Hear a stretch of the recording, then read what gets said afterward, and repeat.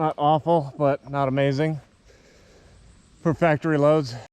All right, we are working on the Ruger American 22-inch Go Wild with the radial brake or comp or whatever on the end here. This one's coming off and it's going to get replaced by the JCB brake. Couple different reasons. Number one, I would like to work up some precision loads for this, so minimizing recoil will be a benefit in multiple different ways. And number two, I hate radial brakes.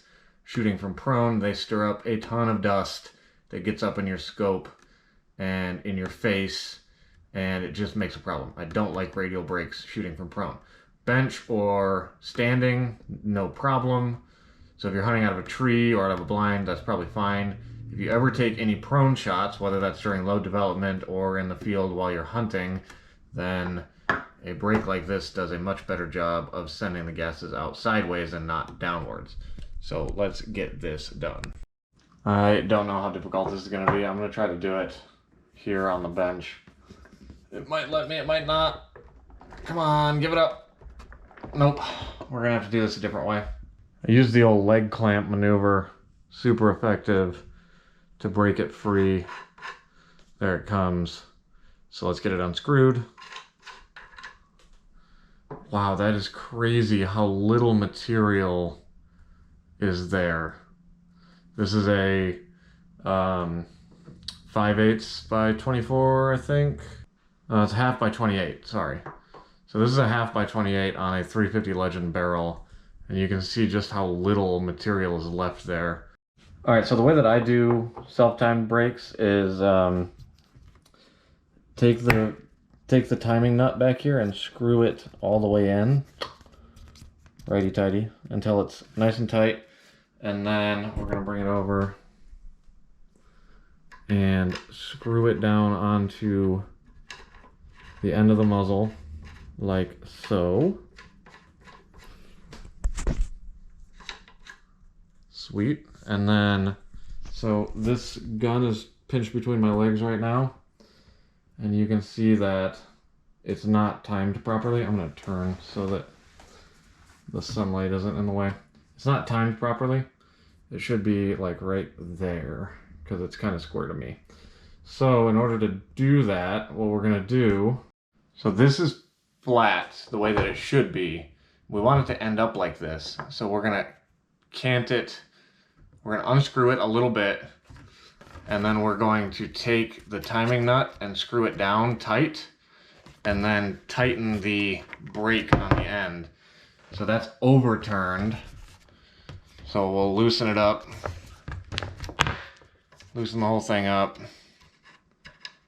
bring it back a bit, tighten the brake or the nut down, and then bring the brake into line. That's still not quite lined up, so we need to do less to begin with. So we need to start like right there probably, and then turn it. There we go. That time it's squared up. So now that is square with the rest of the gun. There it is. With the brake ports coming out sideways and the flat on the top and the bottom.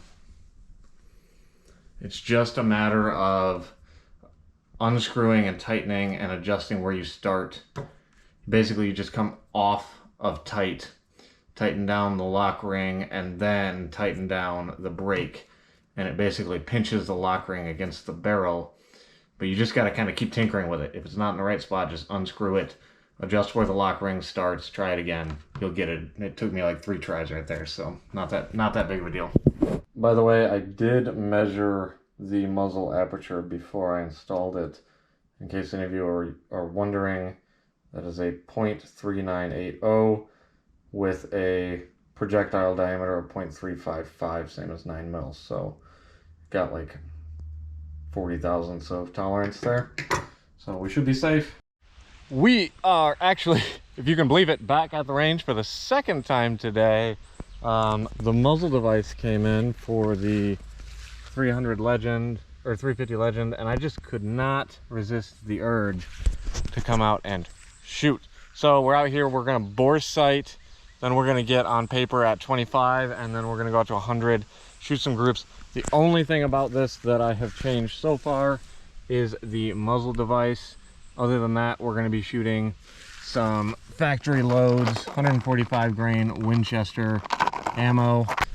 Factory loads, mostly factory gun except for the brake. Let's see if it's a shooter or if it's not a shooter with factory ammo. That's all I care about right now. And I need to get the bullets out of there so I can reload them, because I have some bullets and the dies coming in to start loading up some hunting rounds.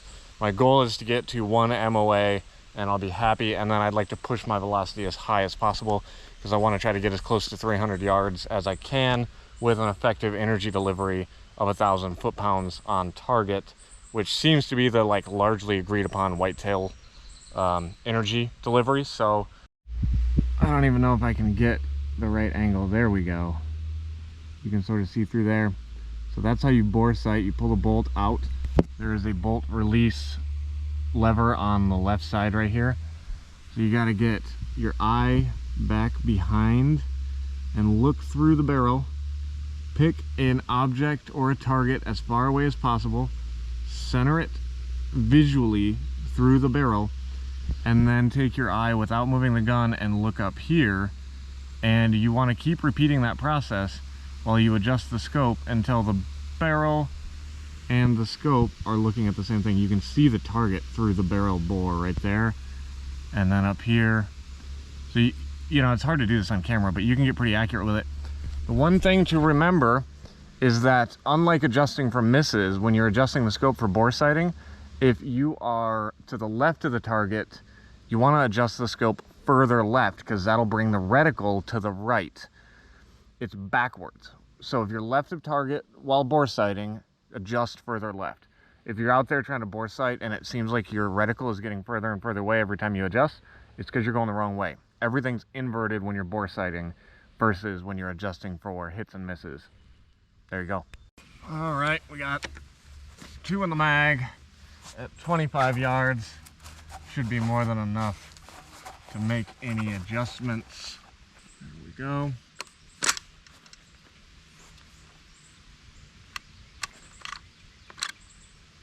Well, trying to double feed here. Mag is all the way in. There we go.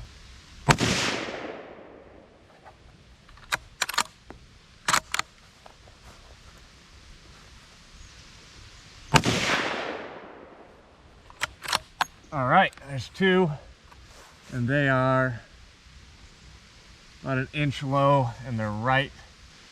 Okay, sweet. Let's take it out to 100.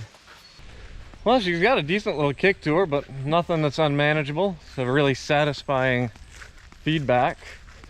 Good, promising results here right out of the gate with the bore sight, stacking them up, but that's only at 25 yards, so I brought it down and to the left a little bit. I want to be low at 25, and hopefully we'll be close at 100. Let's move that target out there.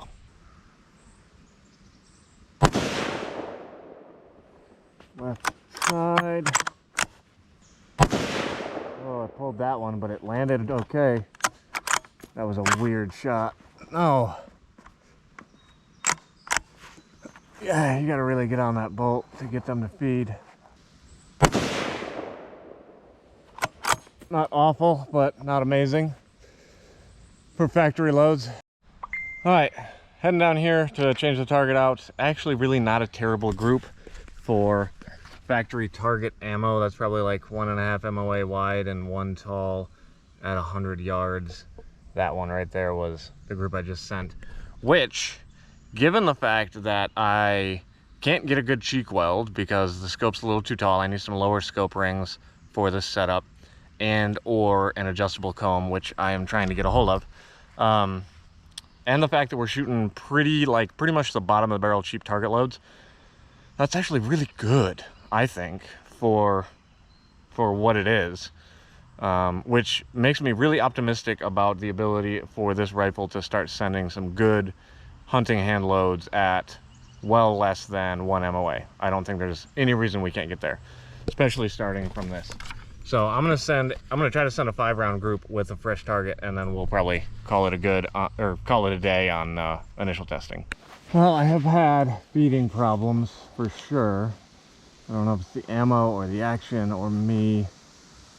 God, I haven't shot off a front bag in a while, and I can just feel all of the slop happening. Try to move it forwards a bit, maybe.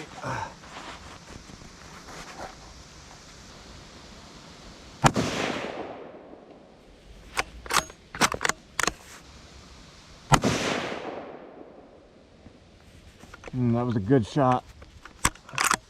Bolt didn't want to lift there. I think that was a hot one because it's way left.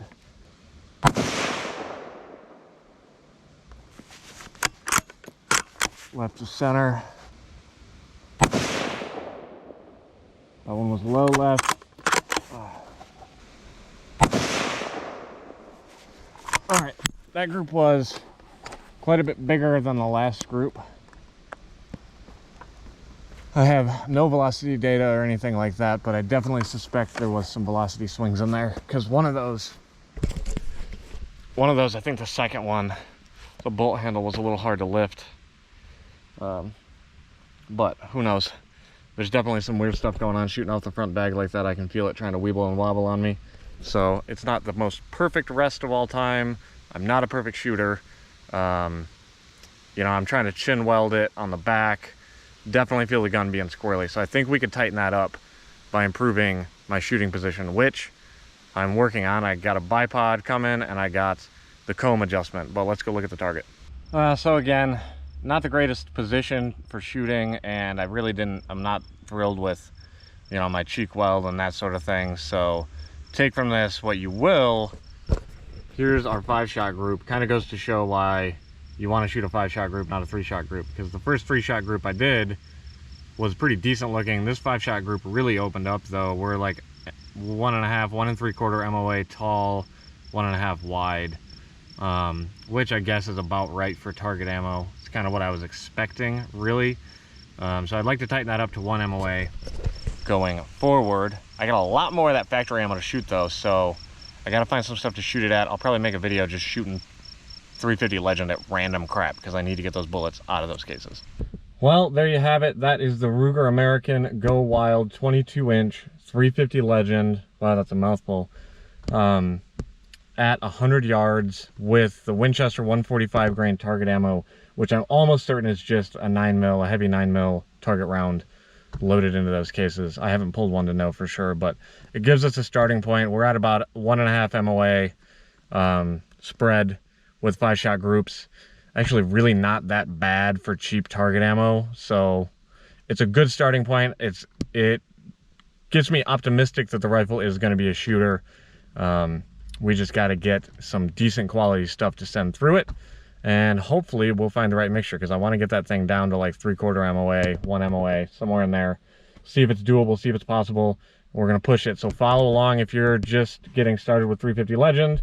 You know what? I don't know what I'm doing. We're going to learn as we go. So if that sounds like something you want to be involved in, stick around, and there will be more to come. See ya.